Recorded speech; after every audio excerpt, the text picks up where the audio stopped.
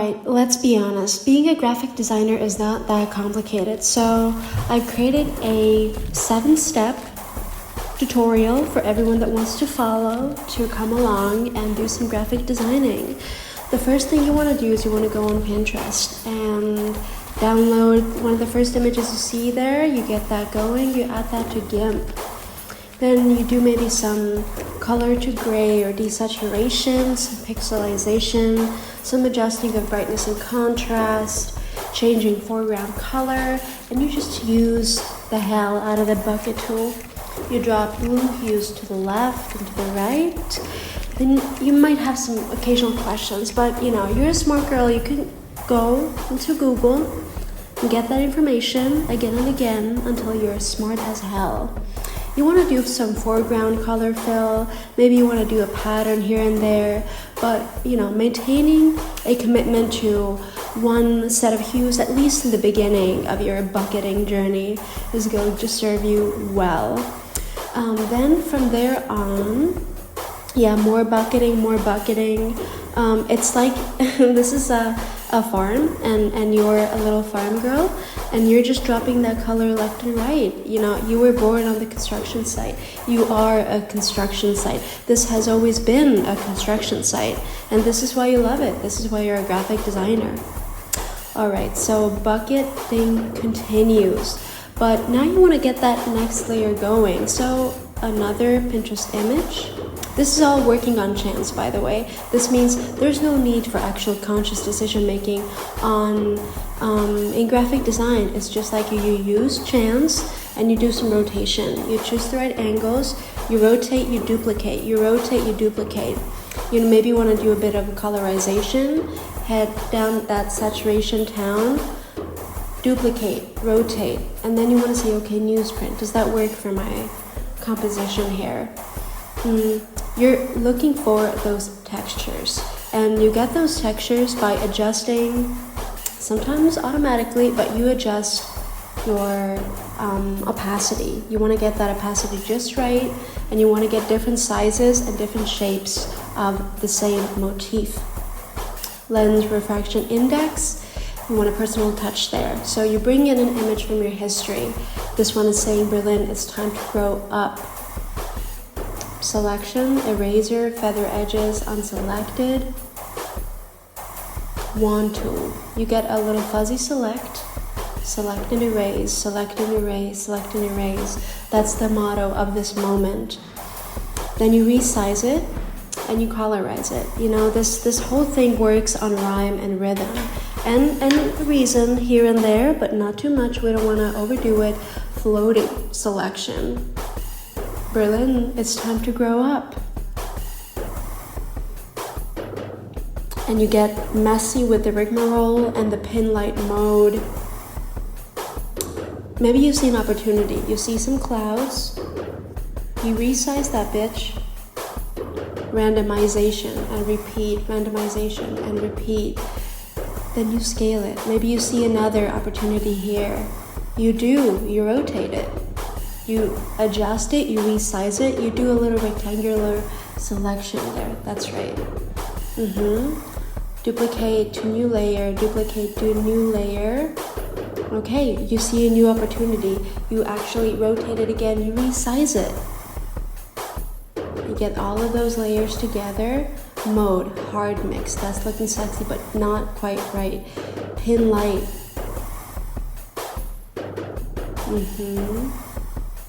Was that Bayer matrix right? No, you want to go down the spiral route. Blending mode, normal. Blending mode, difference. Oh, that's looking like something very special. And now you want to go down to merge town and you merge them all together. You do select and you resize it. Because we are just getting started. Back to Pinterest. You choose the second image, you download it, and you choose the third image and you download that. And this is what you're going to be working with. Yeah. Okay, so we are rotating, and we don't maybe immediately want to make out as to what's there. So we fuck around and find out.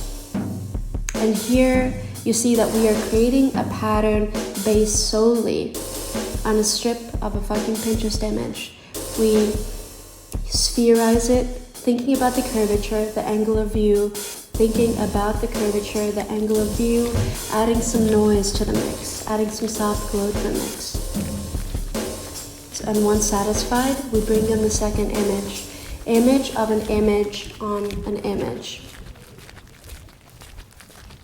Fuzzy select, erase, fuzzy select and erase. At the moment, the colors really do not seem to be matching. So we're emptying out what we can. We're creating space where we can. We scale it. We see an opening. We see a possibility. We play with those modes. And this time, we are focusing on difference. Does this fogify function work? It seems like it might, but we are into that mode and we're going into pin light.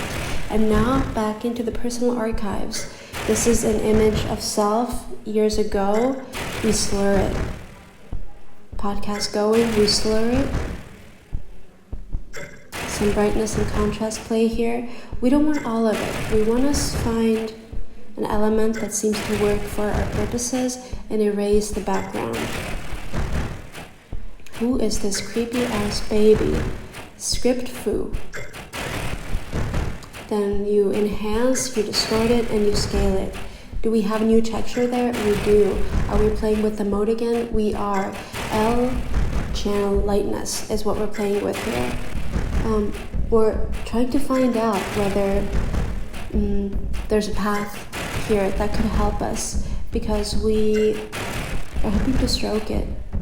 That was also one of the tasks that we gave ourselves in the beginning. We'll add a little stroke. We don't only want to work with external spaces and external images, our own lines, our own lights and shadows, long shadows in fact. And you see we have that well-defined contrasty image, layer boundary size, blending mode, opacity 100%. And then rectangular select, resize, and we have done the first 2 layers and we have 2 more to go. Again, second image on the home page and third image of the one that you firstly selected. You bring those in. This one, an image of Capri, been there, done that. We get blues here, just an annoying classical travel photo. What about if we add some bloom to it? Yes, that did it. Then the impressionist, is that doing anything? Color average underbrush. Playing with saturation and modes again. What happens if we do a little bit of depth merge? We add another image there. Fucking around and finding out cage transform. Cage transform was not the vibe. We are instead going into warp. Swirl clockwise, fuzzy select after swirling clockwise. Making it real messy. Switching it around, rotating it. Seeing if the little planet option is doing anything for this image, this composition, these shapes. And it is, but all we have to do again is go into mode, and this time go for difference. And you see how it plays with the bottom layer? This one here is a little burn. We go into selection mode again, we found ourselves a gem through it, and each of those individual small selected bits plays differently with the layer that's underneath. Yeah. Looking beautiful, crop to selection. We want that right size. Going into personal archives once again, bringing in image of my friend Vime from when we were hanging out in Berlin. All right, we do a little bit of one select again. That led to a result that leaves us very little her actual face, but leaves us with interesting natural shapes. And maybe if a person pays attention, some teeth. And now we're inserting some letters because that's what the task told us to do. That was our promise. Going into paths, fill paths. Thinking about those modes again. And this time, we finally have the bucket-filled paths and the letters as images that we can play with. Now, again, mode, overlay, grain merge, overdrive, mode, opacity mode, and resizing those layers again because we have one more to go. We're not stopping here. This is for the pleasure of making, not the pleasure of showing. Off we go. Second image, just text on white background. Can we work with it? We will have to. We will have to. Let's see what happens. So we go into scaling. We duplicate it, we think about transforming, and now we have this interesting reflection. What do? We merge that. We add some noise, we make it messier, maybe even a bit of a blur, a little bit of rotation, filling in those spaces. And we also had, here we have the mosaic, the neatness, question of the neatness, mosaic, neatness, question of the neatness. We scale it. Okay, personal archives again. Oh, face, masculine face, with a nose. We go into that mode. Linear light is the one we're vibing with. This is a thinker and thoughts and words around his face. Everything fits, but geometrical shape as promised. We're bringing in some circles into the situation. And found some sexy gradients. And this is light, bright, beautiful, cover girl. Again, rectangular select, drop shadow, name of this piece, compression level 1. We don't want to compress too bad. This is what we have. Cheers.